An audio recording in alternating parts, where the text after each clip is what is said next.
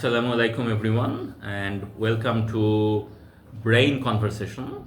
I'm Jyoti Rahman and today we're going to talk about the 1974 famine and its relevance for Bangladesh since, including our own time. 1974 famine is something we don't necessarily talk much about in our public discourse. Not just because the Hasina regime did not want people to talk about. I mean, that probably was the case. Interestingly enough, that even though she had a lot of specific gag orders that, like, you cannot talk about certain things about 1971, you cannot talk, challenge the official party line on certain things. As far as I remember, there wasn't any official gag order on talking about 1974 famine at all. So in theory, people probably could talk about 1974 famine in a way that they couldn't talk about various other things about that period. But we collectively probably chose not to talk about, and so that's I have always found that quite interesting. We wanted to do this conversation actually late last year, যখন famine-এর 50th anniversary ছিল, but relevance of that famine, as you would find out, lasted well beyond that year. It actually played a very crucial, seminal role in Bangladesh's development journey, trajectory. To talk about these things, we have today Professors Naomi Hussain and Asif Shahan Khan. So Naomi and Asif, I would ask you guys to introduce yourselves. Sure. Well, thank you so much for hosting this and for having this conversation, because I've been trying to talk about this stuff for years and it's been very difficult and a bit lonely, to be honest, and now it's really nice to be able to talk about stuff. So I'm Naomi Hussain. I'm a Global Research Professor of Development Studies at SOAS University of London. But before that, I've worked in various other places, including in BRAC Research and Evaluation Division, as it used to be, and what is now BRAC Institute of Governance and Development. I worked with Dr. Mirza Hassan to prepare the very first State of Governance report, which was in 2006, just before something very interesting happened that you may remember on 1/11 of 2011, no? 2007, no? Yeah. So that's my kind of, in short, my background. I do a lot of work on Bangladesh politics of development, among other things. Hi everyone, this is Asif Shahan. I teach at Dhaka University. I'm a professor at Department of Development Studies. I also work with BRAC Institute of Governance and Development at the Governance and Politics Cluster as a visiting research fellow, and I've been working on public administration, governance, and politics in Bangladesh. And in fact, I also worked with the 2006 report, the first State of Governance report, that was launched by Institute of Governance Studies. Back then it was IGS, the Institute of Governance Studies. And I was also involved with the next two, the 2007 and 2008, and then I moved to Dhaka University. So yeah, that's it. Once again, thanks for coming to the show and talking to us about these things. So Naomi, let's start with the. So you have after this you have an event, right? Your book is the Bangladesh edition of the book is coming up. Yeah. It's called the Aid Lab. Critical Frontiers of Theory, Research, and Policy in International Development Studies. Okay, so this is the international version. The Bangladeshi version is coming up later today. Let's start with the book and what's the punchline? Sure. Well, I should say a little bit about that book, because it was first published in 2017 by Oxford University Press, and it's taken till now to get a Bangladesh edition of that book, and that is largely, if not entirely, because it was considered to be a bit sensitive. Right. And as the Awami League regime became stronger and more autocratic in nature, and more controlling also of the narrative of the 1970s, it became more sensitive. It became less and less possible to publish a Bangladesh edition. In August, I got the news that University Press Limited in Bangladesh had decided that they were going to be able to publish it after all. The reason is it's very centrally about the famine. The punchline, as you put it, is that Bangladesh managed to move onto a relatively inclusive, relatively pro-poor, relatively pro-women development model, which paid a lot of attention to protecting people against disasters and against hunger. And that this really provides the foundations for what was later Bangladesh's development success.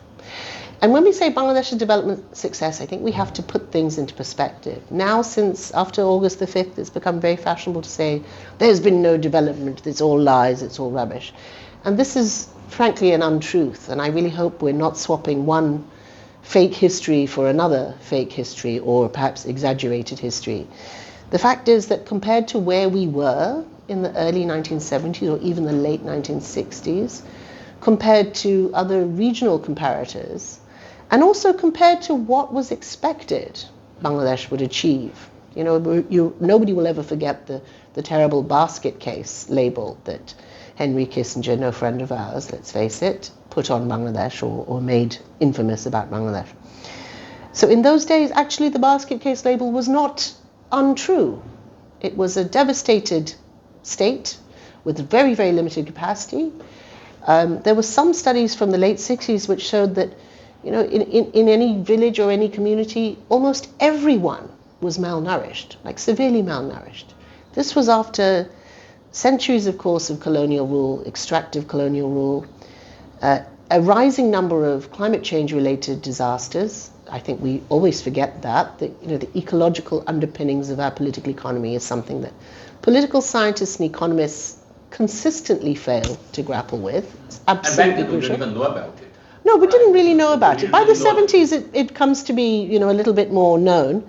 People knew. People knew that suddenly there were all of these cyclones which, you know, hadn't been there before, hadn't been so frequent before. They'd been every 100 years. In the 60s, there was something like one every year that was on a massive scale, Right. and which the Pakistani government responded to very poorly, and was a very important reason for the loss of legitimacy of the Pakistani rulership.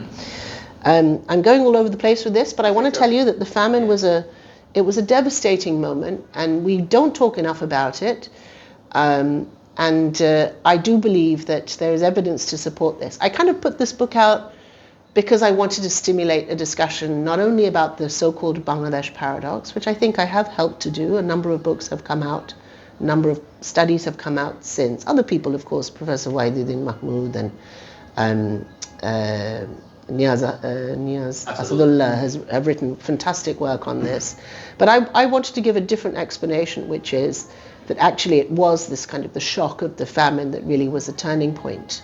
After only 3 years of liberation, after only 1,000 days after liberation, suddenly people were dying. And you know, the really crucial thing though, Jyoti, is that nobody knows about the numbers. You mentioned that, you know, there was no kind of moratorium on talking about the famine. But I think it's because it was so off the table. And when people talk about the famine now, I ask people, you know, how many people do you think died in the famine? Oh, maybe 50,000, maybe 1 lakh. The best estimates, and these are good estimates, in this book, which is out of print now, Famine in South Asia by somebody called Muhyiddin Alamgir, who's still an active researcher. In fact, I'm trying to reach him. I think he's at the ADB. Best estimates are that 1.5 million people, possibly, and these are conservative estimates. And this was based on primary data collection, survey work. You know, in those days we didn't have demographic health and surveillance data. But this is not widely known. This book is out of print. This book was not circulated. It came out in 1981, I think it was, 1980, 1981. Some scholars know about it, and they cite this number, but 15 lakh people, imagine. This is by far the worst catastrophe that Bangladesh has ever experienced.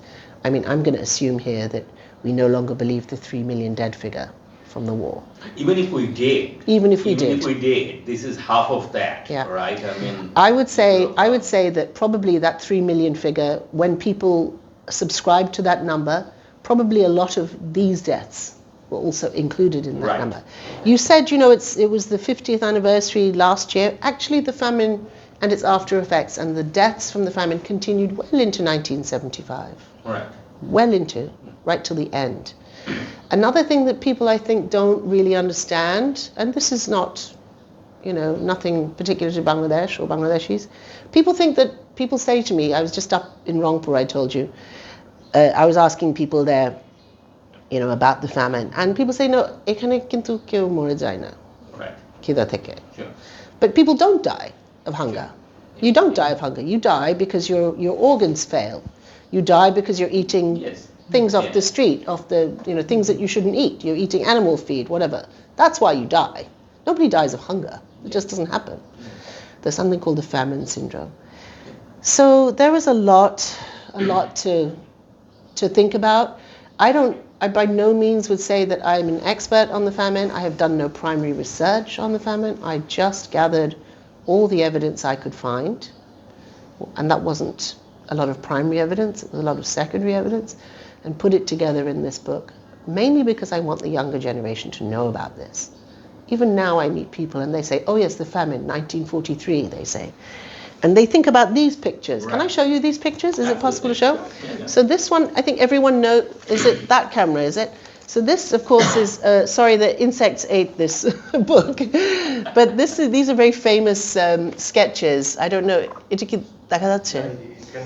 Yeah, so these are the very famous ones. I think everyone knows these, right? 1943, right? Now just look at this image here of this child here. So in 1974, in this book, there's loads of pictures from 43, 44. There's one from 74.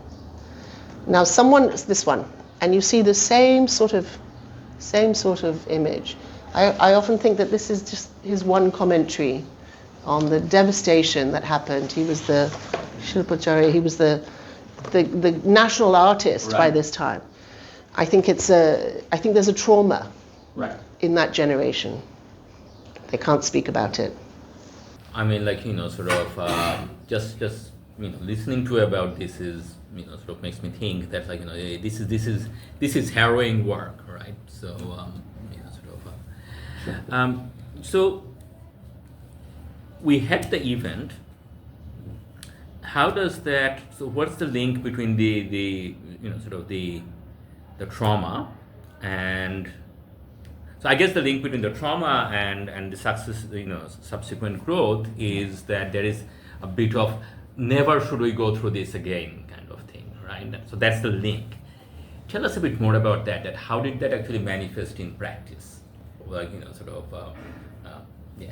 Just talk about asking the hard questions, huh? Yes, I think that there are several ways, and again I say that these are propositions. These are hypotheses which I've tried to support, but which I frankly think a number of PhD theses need to be written about this. Sure. And this is by the this is economic history, right? So you could argue.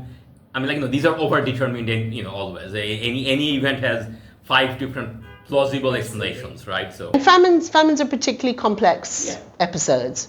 Lots of things happen. There's lots of reasons why they happened. Of course, the famine of 1974. I think to talk about the effects of the famine, the political effects especially, is very important. But there's been a lot of attention, of course, to the causes of the famine. The causes of the famine, I think, maybe, I don't know if we have time to go into that, but at least one of those is that the international community withheld food aid. The US withheld food aid. Now, why they did this is a very big question, which again I think somebody needs to go and research before all of those State Department people are dead, which will probably be quite soon. They withheld it because, on the grounds that, of course, we were trading with Cuba. I think this is well known. Rehman Subhan wrote that wonderful piece in 1979, I think, in Economic and Political Weekly, the Politics of Famine, I think it's called. I think that there is a theory now that famines are prevented. So I'm going to talk now about the effects of the famine. Causes, maybe another time we can talk a bit more about. The effects of the famine were, Alex Duval has written a lot about mass starvation, including this recent forced starvation in Gaza that we have just seen, that we are still seeing. I'm sure it's still going on. Why it happens and so on. But he also writes about something he calls an anti-famine social contract. And he uses the example in particular of post-independence India, where, of course, the 1943-1944 famine had a profound impact on politics, on the national, the colonial, the anti-colonial struggle there. It really did give the lie to the idea that the British, frankly, gave a shit about any of its subjects. They were just happy to. We were just collateral damage in World War II. I think everyone knows that story. So I think this idea of an anti-famine social contract to explain what happened in Bangladesh after 1974 is quite important.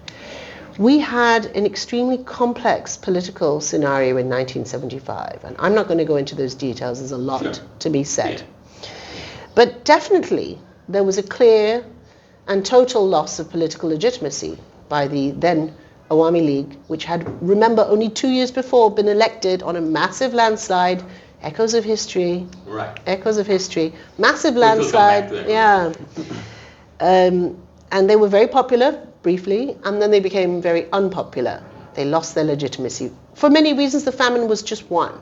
Got to remember the famine did affect middle class people, but it mostly affected the rural landless laborers. These are the ones who died, 1.5 million, and the artisans and the people who, didn't have land, didn't have, and that was largely because of the massive floods as well. So again, climate change plays a big role in all of this. So there was a kind of a massive political crisis. There was the extreme violence that killed Sheikh Mujib, Bangabandhu Sheikh Mujib. Are we still allowed to say that? Absolutely. Sheikh Mujib and all his family, brutally murdered. And this was a real shock to the society. You know that there's been this conversation recently about how nobody mourned. That was a shock. It was a shock. The society was in shock. It reminded me, I wasn't in Bangladesh when I was 4 years old in 1975, but from what I've read, it resonates with the shock of July. The shock that even Awami League supporters would say to me, I cannot believe that they're shooting protesters. It was that kind of shock. Everyone was kind of frozen. But after that, I think there was a sense in the ruling class that actually this is the point of no return. And I think what happened there was that it really weakened the legitimacy, and it made the Awami League very vulnerable to challenges. Right? It's not that there was a mass uprising against Awami League. There wasn't. But what there was a weakening of the political base, of the political settlement, as my colleague Mushtaq Khan would say. They were very weakened. They were made vulnerable. And this is why the junior army officers could act in the way they could, and there would be no real comeback. But institutionally, bureaucratically, and Shahan and our old friend and colleague Professor Firdaus Jahan have written a lot about this. There was a lot of reform in the food security and the agro marketing and so on systems after this. And the social protection system. And social protection. So you had all of this. So the public food distribution system was very much targeted to the middle classes. You ask any of your Athiya Shojan, they all used to go to the TCB or whatever it was. They had the card. Right? I remember my chachi, who's like incredibly rich. She would go to the ration shop and get her chawal and dal and all the rest of it. And but basically that's where the food aid used to go. Didn't go to the poor. After 74, you see the numbers. You can see it in the numbers. It changes. It starts to be targeted much more to the poor, to the rural areas, to the seasonal hunger and so on. You also have, and I find this very interesting, you have this really personal change among you would say I now get criticized for this, the Sushil classes, This shock started to work on people. And so already, Abid Pai, Mr. Abid had started something that later became BRAC after the Bhola cyclone. So these disasters have an effect. Our current leader, Professor Yunus, of course, famously started the Grameen Bank having seen the effects of the famine. How could economics explain this horror? This is where the trigger, and many other organizations also got their start in that moment. There was a sense that the old rural model, the old patron-client relationship, we assume that that didn't work. Right? It didn't work for these people. They died in their hundreds of thousands, in their 1.5 million at least. So I think there was this sense that something had to change, something had to change in the society. Above all, I think the real interesting thing is you see a change in the focus of development. It becomes a much more specifically pro-poor, much more specifically rural. I don't know if you know this, but Bangladesh development policy is quite famous for having a rural bias historically. Not maybe in the last 15 years, but historically, compared to India, other places, a rural bias. Yeah. This dates back to that time as well. And a pro-women, like bringing women forward. Women were devastated. Many of them were widows from the war or from other things. These are the reasons, I think, the mechanisms, if you like, by which the famine appears to have shifted Bangladesh onto this much more inclusive, relatively pro-poor, relatively women-oriented development model. I'm going to now, we can talk about that. And I have a lot of questions that I could ask, but I'm also conscious of time. So I'm going to ask, excuse me, I'm going to ask Asif to come in and point to the related literature on both Bangladesh paradox, but also Naomi's story. So, and then we'll come back again to closer to our time. But Asif. Sure. I mean, we can talk about the book and the famine from different dimensions, different angles. But one of the things that I specifically want to talk about, the policy responses. I think Naomi, what you started that and Jyotipe, when you started that we don't necessarily talk about the famine that much. But I think one of the things when we were doing our study back in 2008 with the policymakers and others, you remember that the study on food riots. Food riots. Yeah. I mean, one of the things that we realized that when we are talking to the policymakers, there is kind of an implicit reminder, implicit impact on the the 1974 famine. So how we were responding to any kind of crisis. So that has always been in the back of the mind of the policymakers. Well, we knew what happened in 1974. And there is that, the historical institutionalism. I mean, 1974 is, and which Naomi has already mentioned in that book, that it's a critical juncture in terms of identifying the policy priority, that in terms of ensuring that food security remains the focus of that. And over the years, I mean, when we talk about historical institutionalism, once you start going down that path, there is basically no turning back. And I think in the context of Bangladesh, whenever we had the cyclones in 1991, and then the 1998 flood, and then the 2007-8, the food price hike and others, that is kind of a lock-in effort that, reminding everyone that, well, this is the one thing that we need to make sure. Because, and if you look into, to Bangladesh's context, because in case of Bangladesh, we had our first significant food policy in 1980. So then we had a revised policy in 2006. The 1980s food policy was clearly influenced by the 1974 famines, and when there was a focus on talking about food security, talking about those issues. And another important thing is, and it's interesting because back in then, I mean, what we have found in some of our studies, that the bureaucrats who were involved, with the government distribution and others, when they went for higher studies, a lot of them actually focused on understanding the famine. How did it happen? Some of them they have write-ups, journal articles on that. So it looks like that within the policymakers, those CSP officers, they were also concerned about that. I think that was part of the political process. The famous one that is of course Dr. Alamgir's. Muhyiddin Khan This one. Alamgir, which is It's not Muhyiddin Khan. It's So not it's the. a different It's a different guy. I thought that as well. Okay. So it's not the it's guy not who the was the same. Awami League planning minister, Tarna. It's not Okay. it's not I the thought one. it was. Yeah. But I tell you who did write about the famine, who was an Awami League food minister, was Abdul Razak na? Abdul Razzaq, yes. Yeah. Yes. And he cites this 1.5 million Right. number in Okay. his articles. And that's a very important point. I think just to going back, because if you remember that in 2008-9, Abdul Razzaq was the food minister. He was, exactly. Yeah, he was the food minister. And one of the things he did, I mean, and again, this is going back to the argument on political legitimacy, that once if you fail to deal with the food security, that will essentially create a problem for your political legitimacy. And what happened in the context of Bangladesh, when you're talking about the political legitimacy in general, theoretically we divide political or legitimacy from two perspectives: the input oriented legitimacy and output oriented legitimacy. So if you are got elected through political process, the democracy and others, so you have that input oriented legitimacy. But unfortunately in Bangladesh, we kind of make a distinction between input-oriented legitimacy and output-oriented legitimacy, and kind of argue that, well, one can actually replace the other. So from output-oriented legitimacy, if you can deliver performance, if you can do good for the people, if you can ensure food security, that's good enough to stay in power. People will not necessarily be careful, demanding election or other negative liberty kind of things. They will be happy as long as you can provide them food.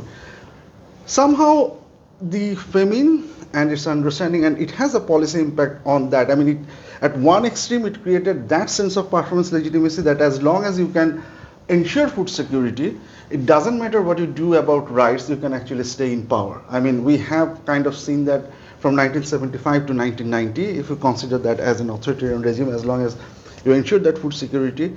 And we have also seen that from 2009 and onward up to 2024, as long as you can provide development.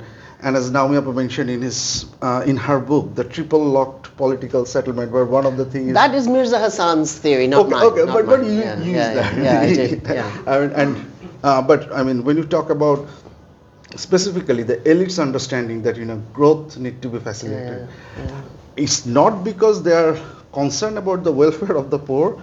It's because they have something to gain out of it. That's what the settlement is providing. The reason I'm talking about that Abdul Razzaq, in 2007-8, if you remember, when the caretaker government came into power, they were also very popular. They enjoyed a significant amount of legitimacy.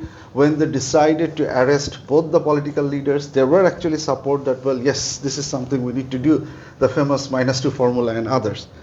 The reason they started to fail was the food price, the price of daily necessities. Price of rice, especially. Yeah, prices rice. Global rice prices. And I think one of the things that at that time when we were doing study, we found out that the government decided to one thing. We hear a lot about syndicates. We hear a lot about I know the debate about controversy about syndicates, but we hear about the hoarding and not necessarily being able to control that. The interim government, instead of going for quick solutions, they decided, okay, we need to change the whole scenario. We need to try to sort of control the market and others. And eventually they failed. They couldn't actually do that. When Awami League came into power, Dr. Abdul Razzaq, who eventually became the food minister, they adopted a somewhat a different strategy. Well, let's not go against the businessmen. Let's not take action against the hoarders and others. What should we do? Let's import a lot of rice. Let's import a lot of rice from India. And there was, as far as I can remember, there was G2G agreement with Vietnam. There was Vietnam and others. The idea was, let's get as much rice as possible, flood that within the market, and that will eventually reduce the food price. Because if we try to go for the long-term solutions, that will create the problem a lot more, and that will again considerably weaken the legitimacy, something that happened in 74, and we can no longer afford that.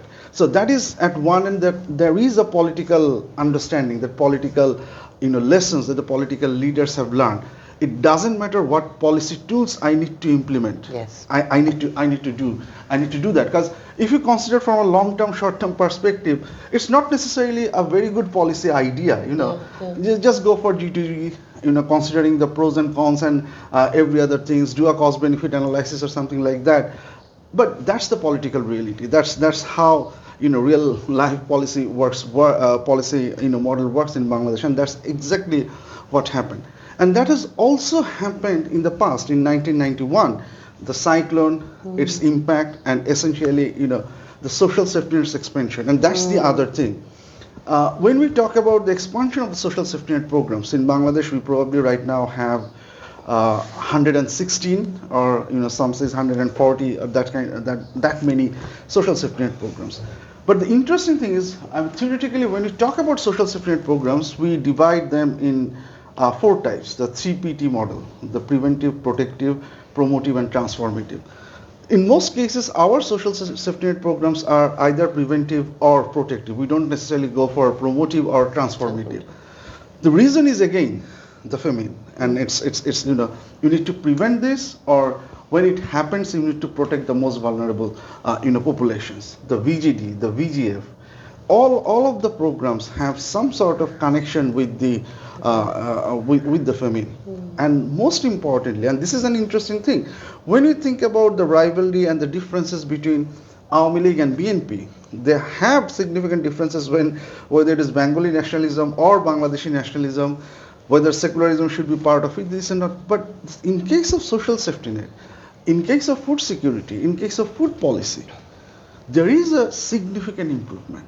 Just think about that. In case of our local government policy, we had one policy in 75, the Jela governors, and something which was immediately, got rid of, discarded. Jiaur Rahman introduced Gram Sarkar, Ershad got rid of it. We have the Upajela system, and which was, to some scholars, that's an useful model to work on. But when BNP came in 1991, without considering anything, they discarded the Upajela. Awami League tried to reintroduce again. BNP again after coming into power in 2001. So that is kind of the thing that, those are those arbitrary changes that has always happened. But look about the food policy. So Jiaur Rahman introduced it in 1980. Awami League did not change it when it came into power in 1996. They grew it. They grew it. Absolutely, they grew it. It was changed in 2006 by BNP after coming into power. And Awami League did not change it after coming back to power in 2009. They made some improvement in it, and I think in 2020 they came up with another food security and nutrition security policy. If you look into the country investment plan, the same ethos, the same things have always been, maintained. Consider the social safety net programs. I think in the history of the social safety net programs in Bangladesh, it never happened that, one government decided to stop funding for a program because the other government introduced it. That never happened. So Awami League introduced the elderly allowance in 1998. When BNP came into power, they decided to embrace it, they decided to increase its coverage, and decided to increase the money allocations from that. So there is kind of that agreement within the political parties that when it comes to food security, when it comes to providing sort of relying on the protective or promotive social protection services, well, we should follow the same path. Can I pick up this point? Yeah, I think sure. this is a really crucial aspect of Bangladeshi political economy and society that I think Bangladeshis can't understand without understanding the rest of the world also, without comparing. I find it really helpful to compare. And you mentioned, it's not because people care about it's not because the elites care about the hunger of the masses. That's true. Obviously, it's true. But to some extent, it is different in Bangladesh compared to some other places. Okay. And that is because, the Bangladesh is a relatively homogeneous society, leaving aside ethnic minorities, religious minorities, 80% of the population Bengali Muslims, right? Yeah. And it's a relatively flat society. We talk about inequality and so on, but actually structural distinctions between the elites and the masses are relatively limited and new. There's no aristocrats in Bangladesh. We're all 2 or 3 generations away from peasants, right? Maximum. I mean, I know a few people who think they're Turkish or whatever, but leaving those aside, really, it's very similar. We all talk the same, we have the same kind. There is an affinity. Again, every extended family probably has one. Yeah, we have the poor relative, family exactly. sort of. But I know this is anathema to especially people on the left here. But actually, there is an affinity between the Bangladeshi elites and the masses. I'm going back now to my 25-year-old PhD work, which is different compared to other elites mass relationships, right? This comes from the 2-part liberation and the fact that we kicked out all the foreigners over successive, whatever. So there is that, right? And I would point to the distinction. Again, this is very controversial to say this now, but when I compare the response of Sheikh Mujib in 1974 to the famine in Bangladesh with the response of Emperor Haile Selassie in 1973 in Ethiopia. I spent a lot of time in Ethiopia now. I always ask people about the famine there. And in 1973 in Ethiopia, UNICEF came to Haile Selassie and said, it's terrible, your people are dying in masses. And their government said, you know what, if we have to show these pictures, we don't want your aid. It's embarrassing, go away. Sheikh Mujib went to the UN spoke in Bangla famously in September 1974, 1974, and begged the international community for help. Begged them. Begged. Very proud man, right? Just become the head of went and begged for help. Henry Kissinger came. They hosted him here, begging for assistance. And why? Because he knew.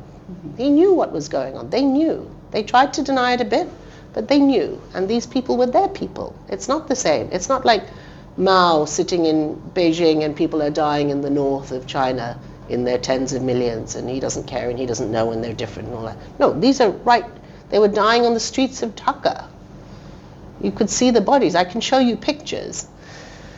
So it's a different scenario, and that elite consensus that you were talking about, to some extent, comes from that. You know, we don't have that. It's become much more different now. The elites are very different. The elites are much more likely to know what's going on in Bangkok than they are to know what's going on in, you know. I have a question here, Yeah. to ask you. I mean, I agree with you that in case of food security, I'm just wondering that, when we're talking about the elite consensus and, also, it's not necessarily only for their interests, it's also there is that connections, the homogeneity and others. But do you think that the same argument actually works to other policy domains? I mean, when it comes down to food policies and others, because, you have talked about the pathways, right? The pathways of policies will eventually differ. And there is the issue of, the elites coming from different sectors, and elites have their perceptions, and there is also, we haven't talked about the role of the development partners and the aid lab. I mean the lab perspective of that.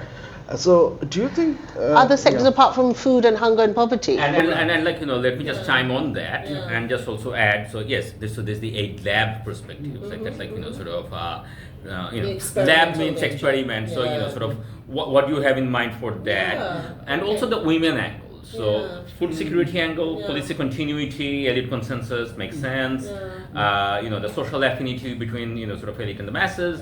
We'll come back to how that may have changed. But before we get to that, what about the women angle? Because you did actually say that one reason why Bangladesh development experience had been pro-poor was also because it was gender inclusive or gender equitable. Relatively.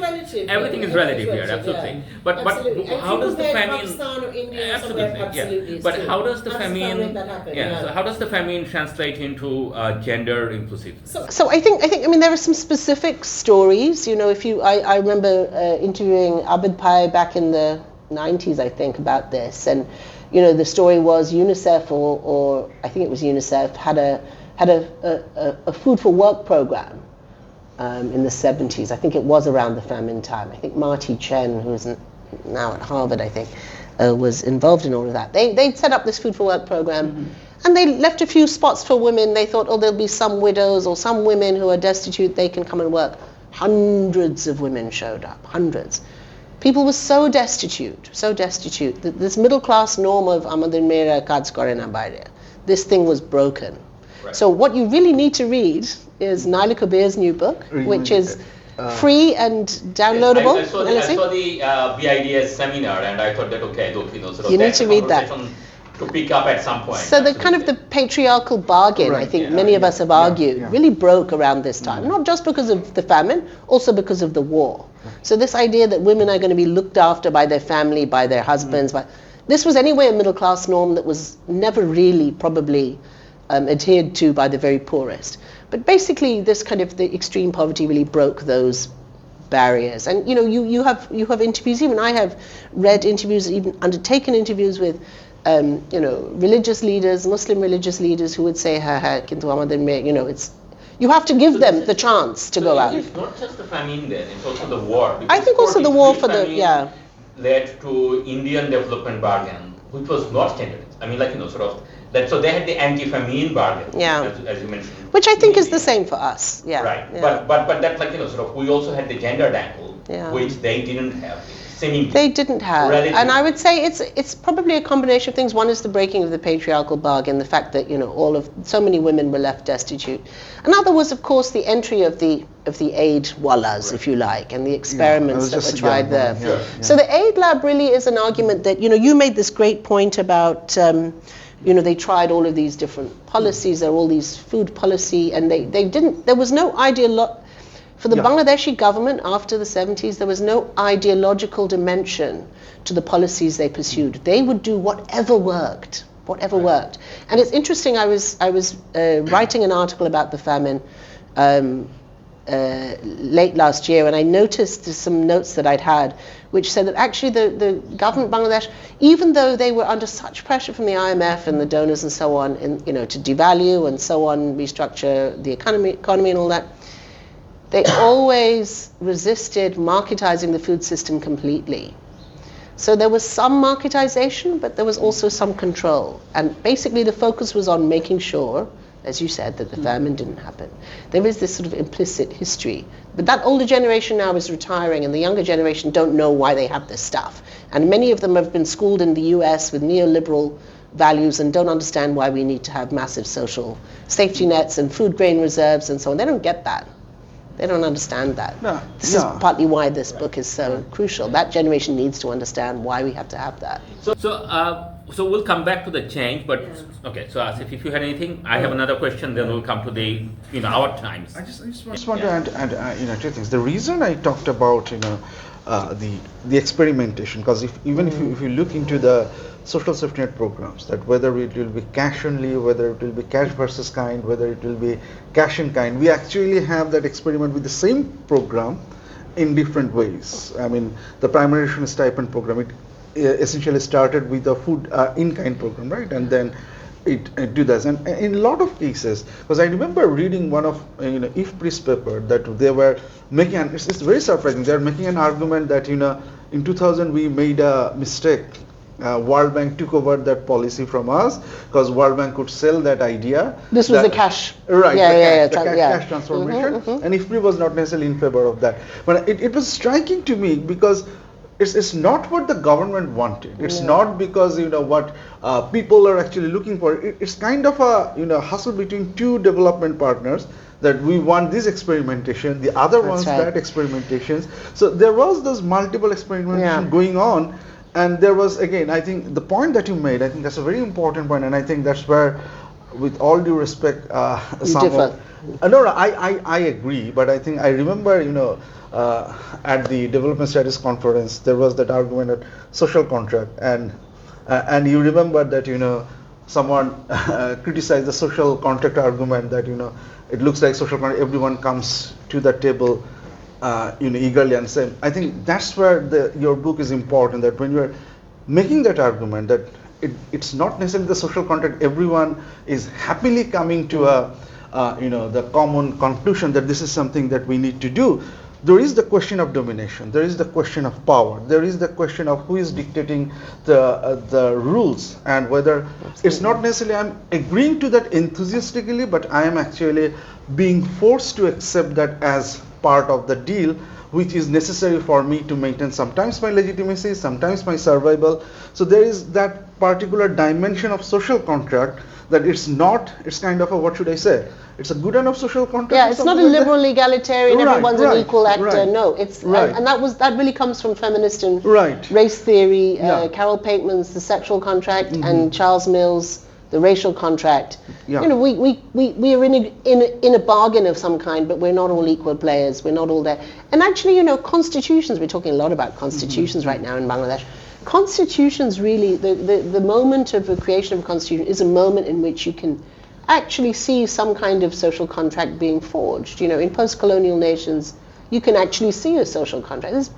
And that's why I think that argument is important, because right now when we are talking about, I don't know how everyone is defining the new social contract or new political settlement. I don't necessarily agree some of those perspectives, but anyway, when they're talking about that, I'm not necessarily sure they're understanding this thing, that a new social contract is not necessarily be something that will be happily accepted by everyone. There will be bargaining, there will be sometimes need to be forced in accepting a contract. I mean, that power differences will be there always. So it's not necessarily something that everyone will be happy, because it's kind of the policy pathways that we are talking about. If it is imposed from the outside, or from the top to the others, if the policies are being implemented or designed in kind of a partisan pathway, which is not happening right now. There is not necessarily one party dominating the discussions.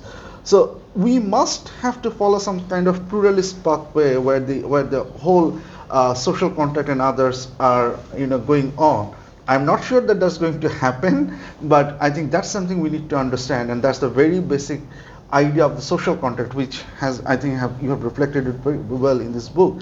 We need to understand that when we talk about this new social contract, we need to be ready to compromise. Yeah. Otherwise, it's not necessarily going to be a So I'm going to pick up on that and just add a somewhat complementary take from the book, which is that the social contract.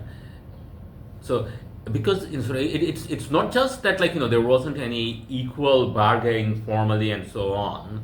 It's also that there probably wasn't any formal bargaining to strike a deal, a contract. It was more that we all had, the elite shared a common experience and shared a common feeling that never again to that, and that allowed for the pragmatic, non-ideological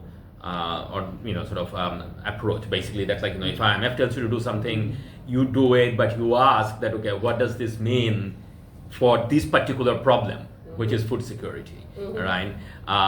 If your socialist intellectuals suggest, or your populist politicians at the grassroots says that, oh, we really need to do this because otherwise we're going to lose the election, you pause and you ask that, okay, if we do that, what does this mean for food security? So whether it's coming from the left, ground up, or right, top down, whether it's your, local political clients or IMF or whoever, you pause and you ask that, okay, what does this mean for food security? So, in that sense, it's not so much a, so it's kind of like that kind of Schelling focal point kind of thing. Compass, right? It's compass, that basically that we all live through this.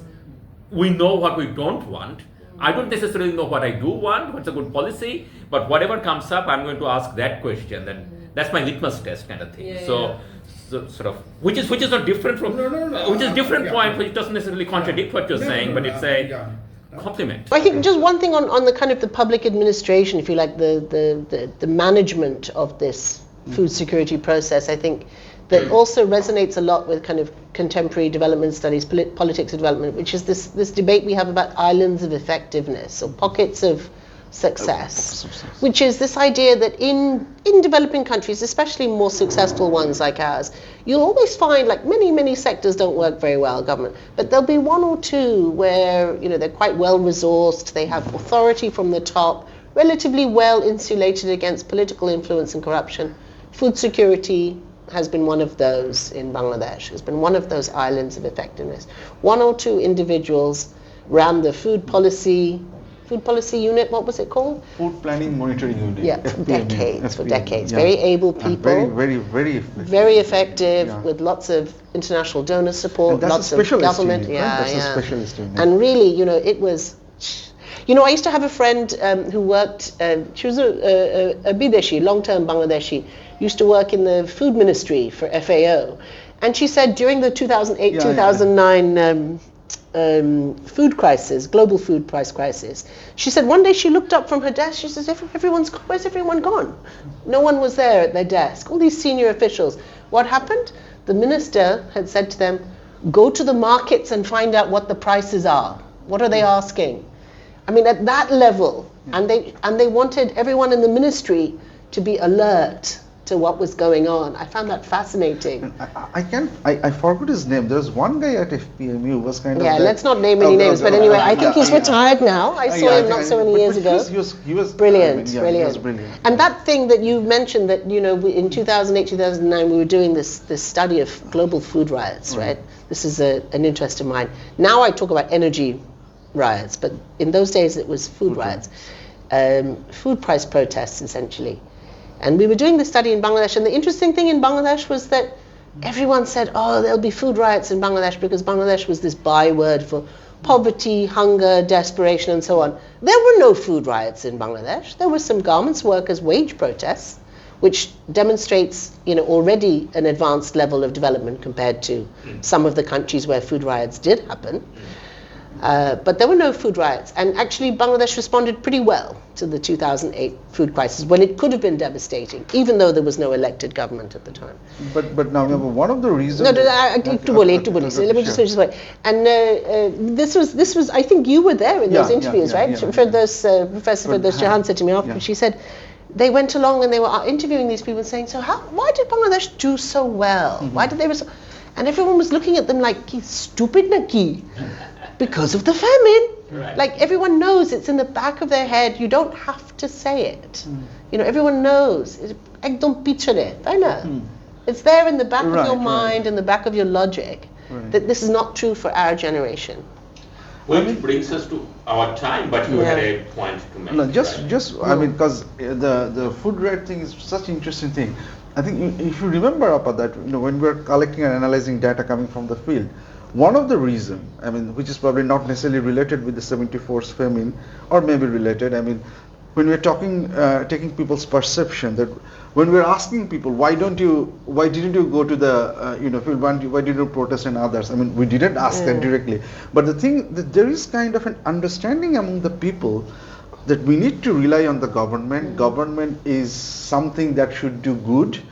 And if they don't necessarily do good, and if they don't necessarily, perform their responsibilities, it's our bad luck. We should not necessarily. We just wait, and let's hope that the government will eventually become a good government to do that. There was not. Well, this brings us to the present day actually, because one thing I remember distinctly talking to people at that time was they would say, the price of rice is very high. If we had a political government. If we had an elected government, they would take this more seriously. They would act more fast.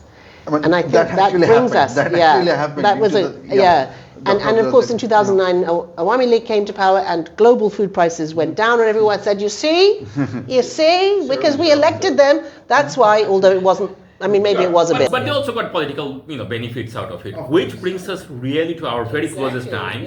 That food prices did actually go up quite a bit in 2022, 2023, and that is almost all. If you plot charts, it's very clear in the data that this is got to do with the depreciation of the taka, and that sort of arguably is a macro policy mismanagement. That you've got your banks, you are trying out all these parallel exchange rates, and your Noi Choi interest rate caps and all of those things.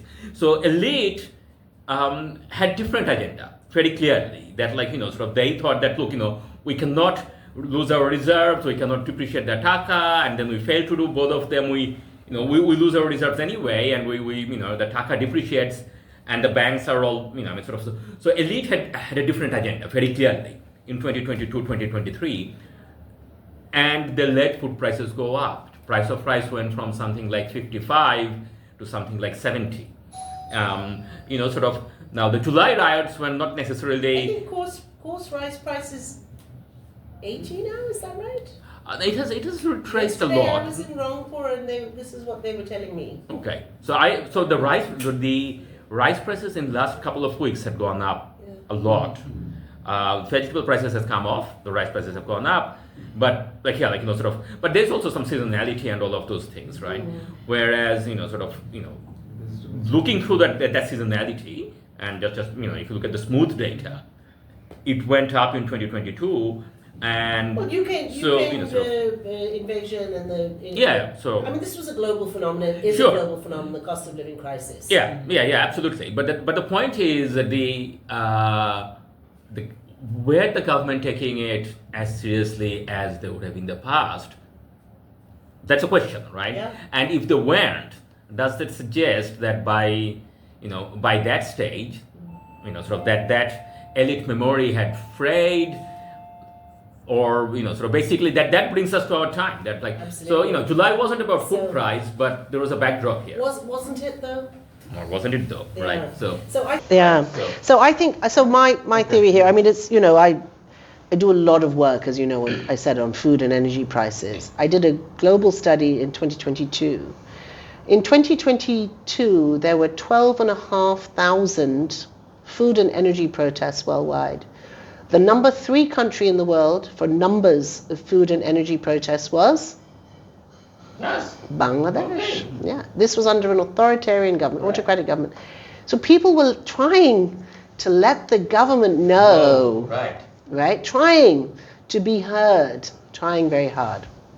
So a lot of these people who went to all these BNP meetings in 2023, they weren't for BNP.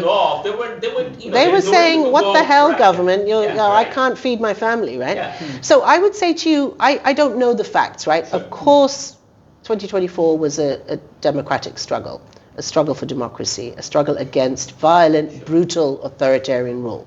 Yes. But look at the previous student-led movements. These were very big. They were very, very brutally repressed by the Awami League government. 2016, 18 was it? 2018. Yeah, the road safety. The road safety. Yeah, was that 2018? Yeah.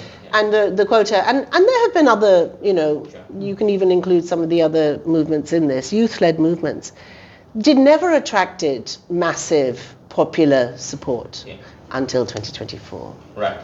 What's different now? I think it's not something so simple as, no, I'm hungry, now I'm angry, I'm also going to the street. No, I don't think it's that. These are political struggles, always. We must respect the fact that these are political struggles. I think probably it's something like this logic that Shahan was saying, that, I'm hungry, I can't feed my family, and I can't get rid of this government. Right. We've just had an election.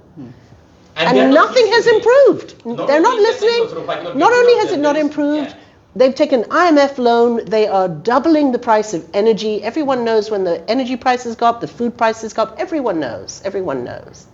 This is my theory about why it became so massive. So many non-students joined it, which we mustn't forget. Jonathan, they were there in huge numbers. And this is my unyet proven, unyet tested theory about what happened. I will explain it in a different way.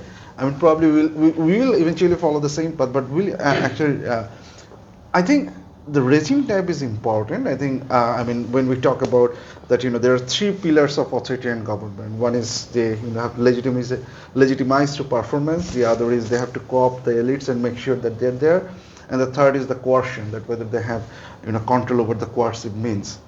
So I think one of the things that Awami League could manage the people quite well by saying that we don't need democracy because we have development. That thing. I mean, that's the performance legitimacy that was there in 2016, even in 2018. Yeah. So when in 2018, when students were coming to the street because they had a specific demand on road safety and others, people were sympathetic to them. They are not ready to take the street because that performance legitimacy was. It was good. That was a feel-good factor. Yeah. I remember it was not so many years ago. Right. Feel-good factor too. Right. And that started to decline in 2020. Yeah. I mean, that's when the performance legitimacy argument was not working. I mean, you are not performing. So how can I legitimize your rules? That's one. And I think that at that point, the government had to face a lot of problems. Problems in the sense that, if you want to maintain a coercive agent, you need to have money to buy their loyalty. If you need to co-opt the elites, you need to have money to buy their loyalty. And if you need to maintain the performance legitimacy, you need to have money to do that.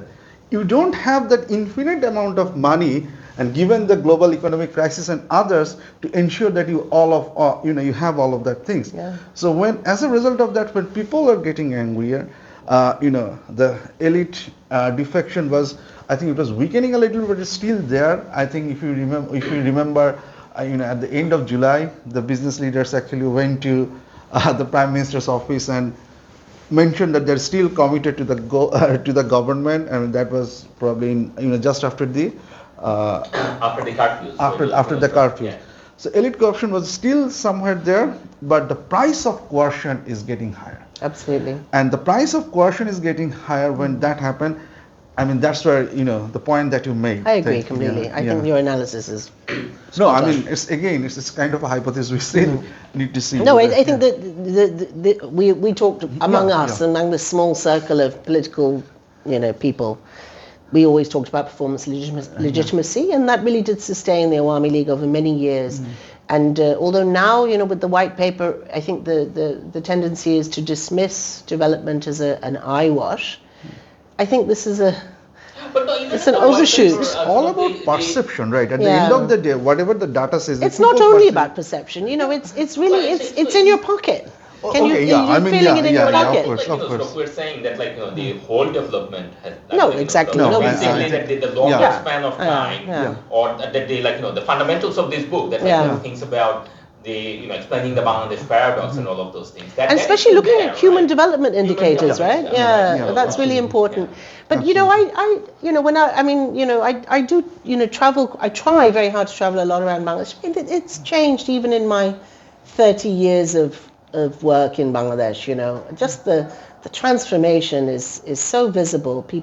People's aspect. I did say at the time of the Andolan in July, in August, early August, that to some extent this was a movement of aspirations, not of desperation. There's a middle class, educated, very incredibly smart Bangladeshi young people, incredibly intelligent, incredibly worldly, cosmopolitan in their outlook. They want more. They deserve more. Education system was failing them. The kind of the concentration of the economy on one sector, because that's where the money and the politics came together. It was, in some ways, I think these were aspiration protests. Definitely not. I mean, there was the sense, to some extent, in the international media that everyone's starving in Bangladesh. No, it was not that. No, but I actually wanted to ask you that whether you think that. I mean, I forgot who wrote that book, The Authoritarian Middle Class, when talked about the Russian. I was just thinking. I mean, the thing is, they were arguing that the middle class is essentially, when the middle class relying on the government for their jobs and everything, so the middle class are not necessarily interested in protests because they know their future depend on the government services. So I was just thinking that, do you think that when the Sheikh Hasina government decided to do something with the quota, there was an authoritarian middle class emerging there in Bangladesh where all the youth and everyone was interested in joining the civil service. And if you want to join the civil service, you don't necessarily, you can be actually critical of the government that much. But when you create that opportunity with the quota and others, you have created frustration within that authoritarian middle class because my opportunity to get jobs are getting. So is that kind of a miscalculation that also? I'd love to know. Let's do some research. I don't know. Exactly, and sort of to wrap up, I'm going to ask you to look at a crystal ball and see what happens now. Oh my goodness. I mean, can we break the old cycle? I don't know. And politics and economic development go hand in hand in Bangladesh. I always say this to people, if you don't understand the politics of development, you don't understand the politics of Bangladesh. But similarly, if you don't understand the politics of development, you don't understand the development, right? You really have to understand these things together. Can we break the cycle? I have some hopes. I see quite a few people are hopeful. I think one of the things that we really, really do need to do, and I don't see it on the table yet, is bring some kind of peace and reconciliation so that we break the cycle of political violence. Political violence does one thing and one thing only: it breeds political violence.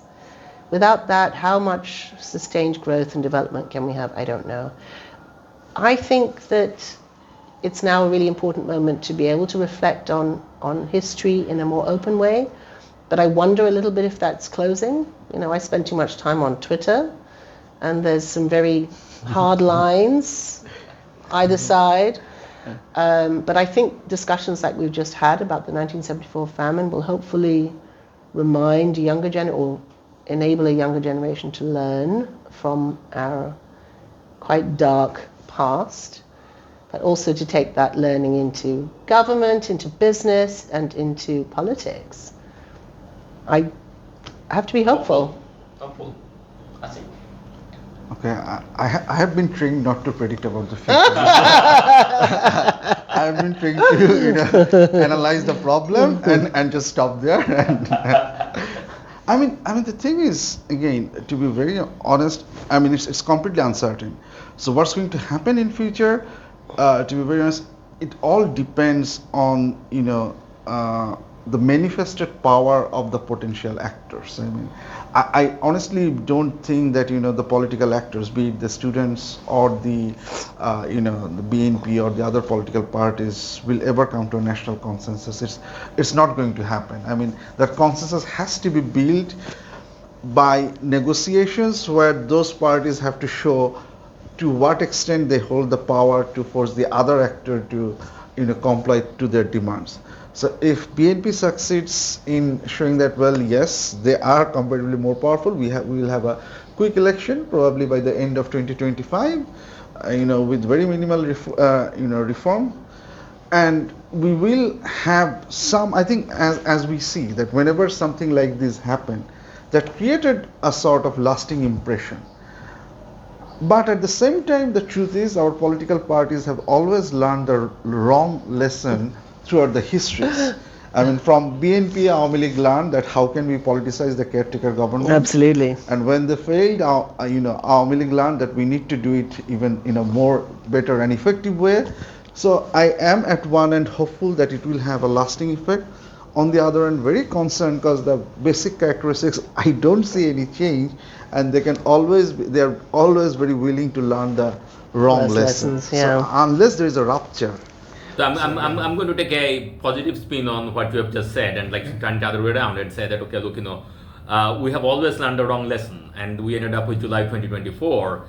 We don't want to see that again. These actually hit the middle class or even the elite class really hard, right? So, therefore, if 1974 famine, I mean, it's not just the numbers, it's also that, it hits you at personal level. So, sort of maybe that, the positive spin is that we continued learning the wrong lessons and we got to that. This time round, okay, whatever lesson I learn, I ask myself that, what does this mean for July 2024? Is this going to risk another one of those events? Because I don't want that. Yeah. So maybe we stop at this point. Thanks again, Naomi and Asif, for coming in and doing this wonderful talk. We could again go for 2 more hours, but you have to drive all the way back to Gulshan, I think. So we do. See you in the afternoon. See you in the afternoon. Thank you so much. Thank you. Thank you. Thank you so much.